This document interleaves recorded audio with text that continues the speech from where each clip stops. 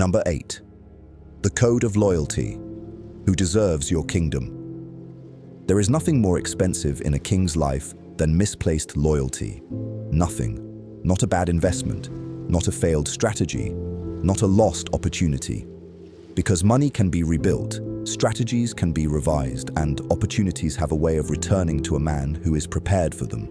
But time given to the wrong people, energy poured into those who were never truly in your corner, that cannot be recovered. That is gone, permanently, irretrievably gone, and the painful reality that most men refuse to confront until the damage has already been done is this: not everyone who is close to you is loyal to you. Not everyone who smiles with you is building with you.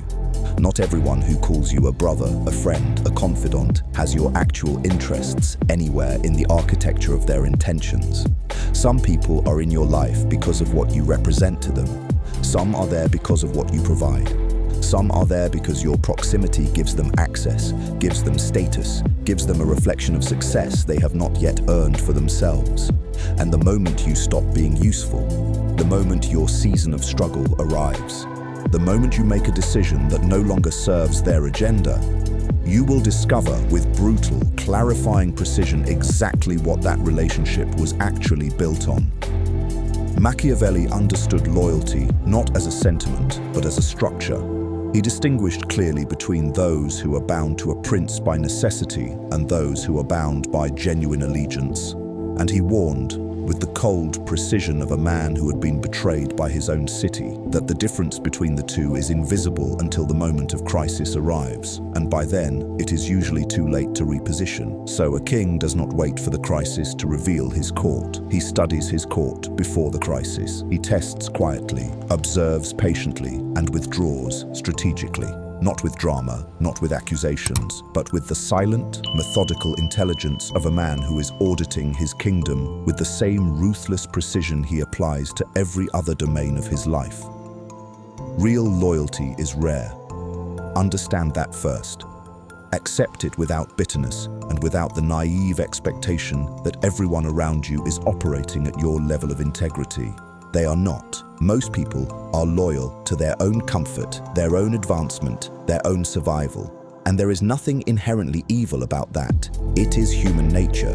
But a king who forgets that human nature exists is a king who will be perpetually surprised by it, perpetually wounded by it, perpetually rebuilding from betrayals that a clearer, colder, more strategic version of himself would have seen coming from miles away. Now, who deserves your loyalty? This is the question most men never ask because they are too busy trying to earn everyone else's approval to stop and evaluate whether the people they are loyal to have actually earned theirs. A king extends his loyalty not based on history alone, not based on how long someone has been present, not based on shared memories or emotional connection, but based on demonstrated, consistent, repeated evidence of alignment. Do their actions support your vision or quietly undermine it? Do they tell you the truth when the truth is uncomfortable? Or do they tell you what maintains their access to you? Do they celebrate your growth genuinely, or does your success create a tension in them that they can barely conceal? Do they show up in your difficult seasons with the same energy they bring to your successful ones? These are not emotional questions. These are strategic assessments.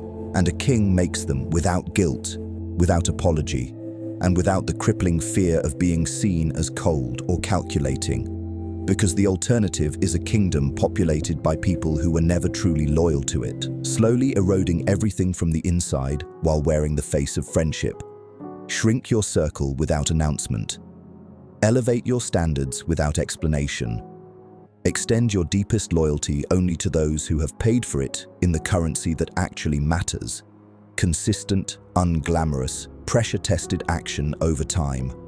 And to those rare, extraordinary individuals who have proven themselves in the fire, the ones who told you the truth when lies would have been easier, who stayed when leaving would have been more convenient, who protected your name in rooms you were never in.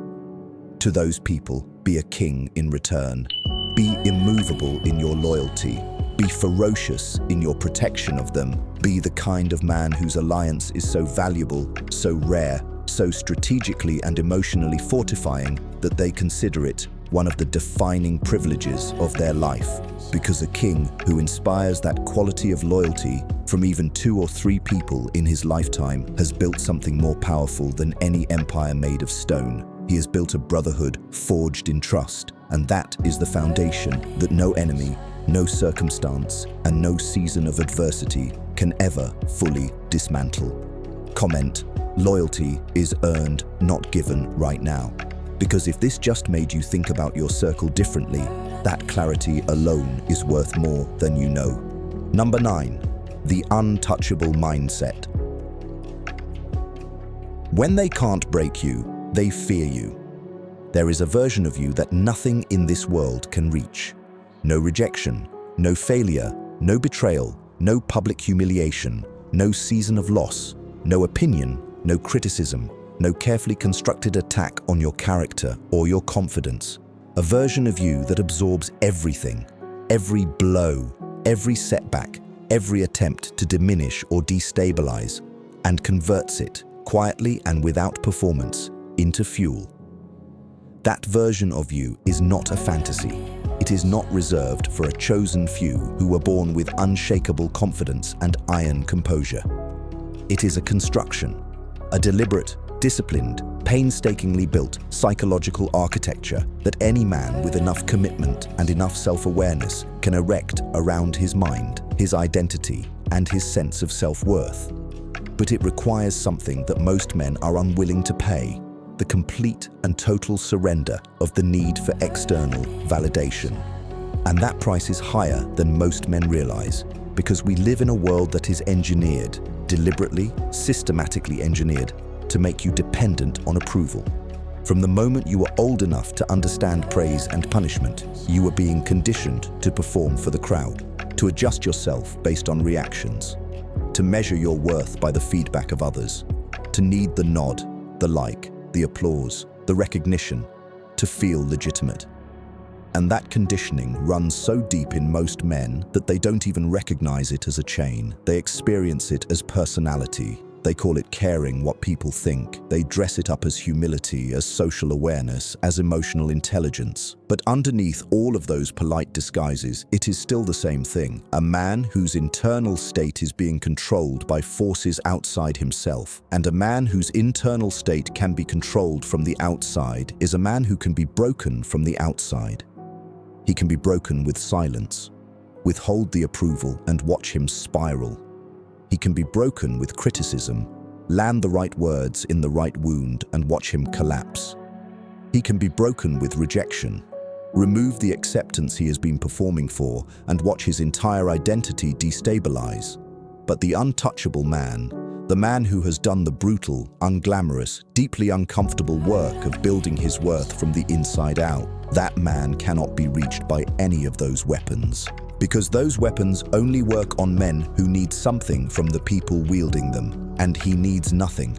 Not your approval, not your understanding, not your validation of his choices, his vision, his path, or his identity. He has already validated himself, not out of arrogance, not out of delusion, but out of the deep, earned, evidence-based knowledge of a man who has been tested, who has survived, who has looked directly at his own darkness and his own weakness without flinching and decided that he is still unequivocally worth building. Machiavelli's prince did not govern by seeking love. He governed by commanding respect. And he understood the critical distinction between the two. Love can be withdrawn. Love is conditional, emotional, subject to the shifting tides of other people's moods and needs and agendas. But respect, true, deep, almost involuntary respect, is earned through consistency, through composure, through the unmistakable signal that a man sends when he refuses to be rattled, refuses to be reduced, refuses to perform distress for an audience that is secretly hoping to watch him break. When you stop reacting to provocations, people become uncomfortable. When you stop explaining yourself to critics, they become confused.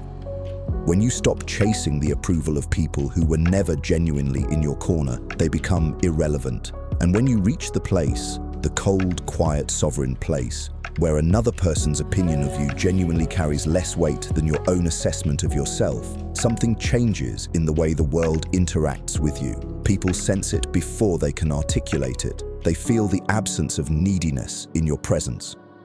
They detect the stillness of a man who is not performing, not proving, not seeking.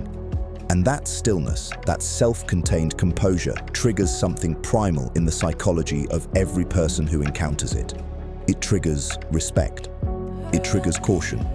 It triggers the involuntary recognition that this man operates by a different set of rules. Rules that were written not by society, not by fear, not by the desperate need to belong, but by a man who sat alone in his own silence long enough to author his own code and commit to it with his entire being. That is what makes a man untouchable. Not wealth alone, not status alone, not physical dominance or social influence or any external marker of power that can be stripped away by circumstance. What makes a man truly untouchable is the unshakable, internally anchored, pressure-tested knowledge of exactly who he is and the absolute refusal to become anything less, regardless of what the world demands, offers, threatens, or takes away. Become that man, not tomorrow, not when conditions are perfect, not when the world finally gives you permission. Now, in the middle of the chaos, in the middle of the uncertainty, in the middle of whatever season you are currently navigating, decide right now that you are no longer available to be broken. Decide that your identity is no longer a negotiation. Decide that your peace is no longer a luxury, but a non-negotiable standard that you protect with the same ferocity a king protects his most vital territory. Because when they cannot break you, and they will try, they always try, they will have no choice but to fear you. And fear, in the cold language of power that Machiavelli spoke so fluently, is the beginning of respect. Comment: you cannot break what was built in fire right now, because if this just shifted something fundamental in how you see yourself, that shift is the foundation everything else gets built on. Number 10. The final code. Now go build your kingdom. You have arrived at the end, but understand something. This is not a conclusion. This is a commencement. Everything you just absorbed, every word, every principle, every cold and precise truth that landed somewhere deep in the architecture of your mind. None of it means anything until you carry it out of this moment and forge it into action.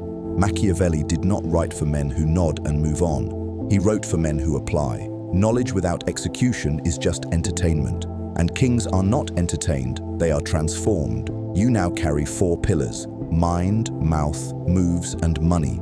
Guard them, master them, build with them daily, quietly, without apology, and without permission. The world will not make space for your kingdom. You will have to claim it, brick by brick, decision by decision, silence by silence. The throne was never going to be handed to you. It was always going to be built by you. So go build it. Go become the man this world cannot ignore, cannot manipulate, and cannot break. Comment, "I am the king," one final time. Let that be your declaration, not just to this channel, but to yourself. If this video forged something in you today, like it, subscribe.